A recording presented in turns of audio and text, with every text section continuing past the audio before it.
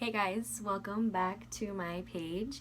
And first of all, thank you to everybody for following, for sharing the Facebook page, for liking the Instagram profile. It means a lot to me, and I'm excited that everybody's interested in following my journey. So, if you need a background on anything that I'm going to talk about, or at least on vEDS, watch the first video that I posted. I don't like long introductions, so I'm just going to jump right in. Today I wanted to do a video on the very first major complication that I've had with vEDS. So growing up, of course, I had easy bruising and my skin would tear easily. I was covered in band-aids and bruises all the time. That was just part of my day-to-day life, still happens. And the first major complication that I had, I'm going to talk about 3 instances. 2 are related. One is just not long enough to have its own video. So the first one, I had a left vertebral artery dissection, and that was in 2011, my junior year of high school. I don't remember the pain, but my mom told me that for about 3 days I complained of really severe neck pain, and it was before I took my diagnosis seriously, so I didn't go to the ER to get checked, and the pain subsided because I never went to get checked. And I get yearly MRA scans, which are just scans that show the blood vessels to check on aneurysms, dissections, just to make sure that everything's okay vascular-wise. And so we have a baseline in case anything happens. We know what my vascular system looks like yearly.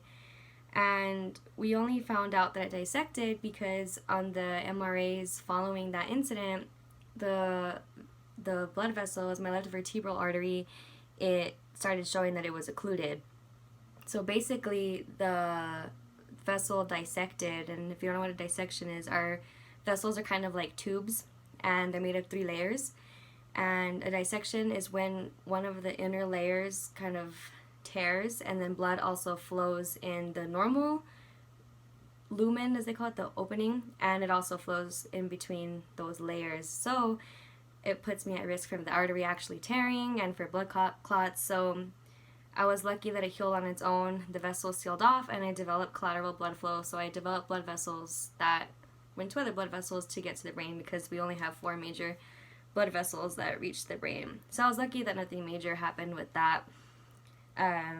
But the first, I guess, major complication, if you don't count that as major, I had a small bowel obstruction. And this was when I was 18. It was during my senior year of high school. And I remember that night clearly. I remember one of my friends was over. We were playing Just Dance on the Wii. My mom had made fried tacos. And it was late at night, around 11 maybe. And then I lay down. I was laying on my stomach on the floor in my room. I was doing homework. And I started getting this really sharp pain. And it wasn't going away. So it got to the point, and it was coming and going. It was really sharp pain, it would come and go. And it got to the point where I couldn't even walk because it was radiating to my lower back. And I was walking like this forward. And we went to the ER and they did the scans. They were palpating my abdomen and it was super tender. So it turns out that I had a small bowel obstruction. And that was pretty worrisome because we found out that I was going to have to go through surgery, and surgery is not vEDS friendly because my tissues are so fragile and there can be a lot of complications that come from that. So that instance, I did have to have surgery. So it was a complete bowel obstruction. They removed a piece in my intestine. I was actually just reading my medical records last night, and they removed 43 centimeters of my small intestine because it was so blocked and so inflamed that it was ready to rupture. And that was a hard recovery. I think the worst part about the surgery was that I had to get an NG tube, which is a tube that they had to put in through my nose that went all the way down to my stomach to help relieve the pressure from my stomach and my intestines, and to decompress all that area. So that was the worst part. And I remember everybody being very worried, and I saw it as a sign because there were these 2 pigeons that were just there on my window. They would not leave, and there was 2 of them, and pigeons remind me of my grandparents because they actually used to have a lot, and they have both passed, so I felt like they were with me and they were watching me. So it's kind of like a little pretty moment and all of that. Apparently too, they almost lost me during the surgery because of, I guess, the fragility of everything. That's what my mom was saying, that my doctor didn't want to leave the ICU until he saw that my vital signs were stable. And it was, I don't know, it was a long time ago, so I don't really remember too much. I know that I missed a month of school, and I couldn't use my abdominal muscles because with the vEDS, we're also at risk for wound adhesence, so our incisions and everything can just split open. So I couldn't use my abdominal muscles, I couldn't laugh, and I remember even if people made me laugh, I felt like my insides were nodding. And it was such a high-risk procedure that even the surgeon himself, he said that sewing my intestines back together, because he took out a piece and then reconnected them, it was like sewing wet tissue paper. He said it was hard. And then even then they had to use a lot more staples than they normally do just to make sure that everything was closed. And that was the first incident. I was fine. And then 8 months later, I had stomach pain again. And I remember it was the night that Obama got elected, the second term, and I had done yoga and I went to sleep. And this time the pain was so bad that it woke me up during my sleep. And I knew right away that it was similar to what I felt when I had the first bowel obstruction. So I laugh now because before we went to the ER, I jumped in the shower because the last time that I had the first bowel obstruction, I went a while without getting an actual shower. It was just sponge baths and everything in the ICU. So I was like, I'm not going to go and wait a whole long time before I shower again. Who knows when I'll be able to. So I shaved and I showered. And then we went to the ER. Again, same thing. I couldn't walk by the time I got to the ER. And they had done the CT scan, and we were waiting in the ER before anybody told us anything, and all of a sudden they came in with an NG tube, and I was like, we don't even know what's going on. And it turns out that I had a second bowel obstruction. So then we were worried all over again because I'm in surgery, because of the risk of perforation. And side note too, I forgot to mention that in the first small bowel obstruction, I went to the ER and they were ready to send me home because I'm 18, because I'm young. They're like, you'll be okay. And we had to call one of my doctors that was seeing me at the NIH, the National Institutes of Health, and she gave it to them to tell them what they had to do, that we had to contact a surgeon right away. And those are the kind of issues that we face in the ER.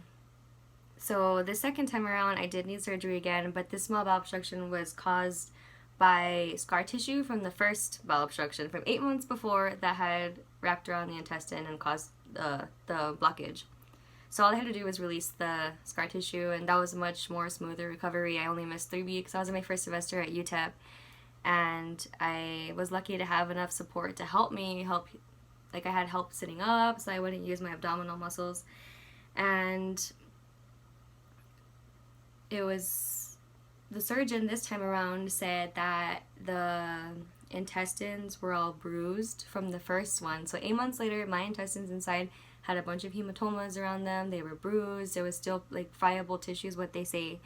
So that's how fragile everything is, and I take long to heal and to recover. I take longer than most people do. And that's pretty much the gist of the first complication I've had. But also now, anytime I get stomach pain, I worry because it could be an obstruction. It could just be, and it could be anything. So it's pretty, I don't know, it was a long time ago, but I also wanted to mention that my surgeon, he mentioned that he does not want to do any more surgeries on vEDS patients. And I guess it's so traumatizing for doctors because it's not something that they've dealt with, and he did an amazing job. Like, I honestly haven't had any complications with my small bowels since 2012, so knock on wood over there. But I can understand why he's traumatized because it's scary. Like, it's a very fragile thing that they have to do, and they have to be very careful. And in both of these instances, because I've had people ask me, like, what could you have done to prevent it? And the answer is nothing, because my intestinal walls are so fragile that these things just came on suddenly. I did nothing to cause the pain. I was literally, like I said, I was sleeping the second time, I was laying down on my floor the first time, and the pain just started. So it's just knowing that I have pain and then going to the ER to get checked, and that's what we have to do in these situations. So that's it for this week. Next week I'm going to talk about my next complication, which is my calf muscle tear, So thank you for tuning in, and have a good rest of your week. Okay, one more thing, like always, if you have any comments or questions about anything I talked in this video, go ahead and comment, message me, share the post, share the video if you'd like, give me any feedback. I'm going to try to read these videos every week, that way you know when to look forward to them. And thank you again for following, and stay tuned for next week when I talk about the calf muscle, which is a whole long story, but we'll get there. Thank you.